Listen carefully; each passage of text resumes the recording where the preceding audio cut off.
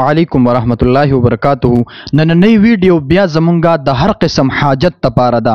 یقینا درته ډیر بهترین عمل دی دا چې څوک مو کې الله جل شانه به د هغه شرعي حاجت لازمی پوره کوي په هفته کې دنه پوره کوي.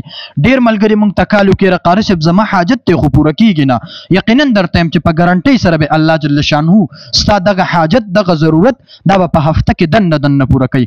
عمل څه دی هغه ډیر آسان دی خو دا غي نه مخکې صرف یو خبره کول غواړم چې د خپل منځونو پابندي کوي په ټیم سره منځ کوي. او دویم نمبر خبره دا د راځم خبرې اوږدو منه ډېری ولې چې بعضی کسان بیا میسج کال کې اکثریت داسې په کمنټس کې ولیکي وای قاری صاحب تاسو دا خبرې ډېرې اوږدې کوي. نو خبرې اوږدو منه خو راځم مین خبرې لا چې د هر قسم حاجت لپاره په هفته کې دنه به الله جل شانه ستا حاجت او ستا ضرورت پوره کوي. عمل څه دی هغه ډېر آسان دی. د جمعې د ورځې نه به دا عمل شروع کې د جمعې د ورځې نه عمل څه دی د جمعې په ورځ به د سحر د منځ نه بعد یا هو یا الله یا هو یا الله دا به 100 مرتبه وي د جمعې په ورځ.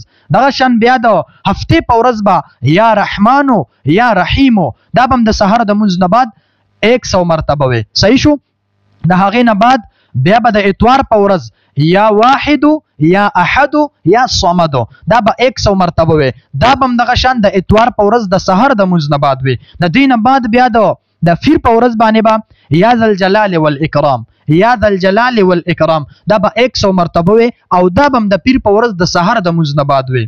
د سره به بیا د منګل په ورځ باندې یعنی د نخي په ورځ باندې به بیا یا حی یا قیوم یا حی یا قیوم دا بم 100 مرتبه وي. دا بم د سحر د منځ نه بعد وي. د دین بعد بیا د بت په ورځ به یا حنانو یا منانو یا خنانو یا منانو دا بم چې کوم دی د بت په ورځ د سحر د منځ نه بعد وي.